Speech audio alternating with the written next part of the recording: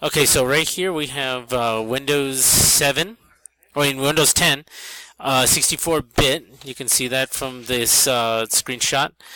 And now let's go ahead and bring up the TI nspire software for the teachers. It's a CX. I'm also going to show the version so that way you guys can see that. On the phone with Chantel. So let's see, if I go to Help, About, you can see the teacher version right here. I'm going to say OK. I'm going to bring up the error now. So let's see, going to hit Install OS. So there's the handhelds right here. I'm going to click on Install OS for all connected handhelds. And nothing happens. Now I'm going to go to Tools, go to Transfer Tool. Brings up the dialog box, so I'm going to just close that. Now I'm going to try to go back into Install OS, and then I click on Install, and now it brings up the OS installation dialog, which is the correct one.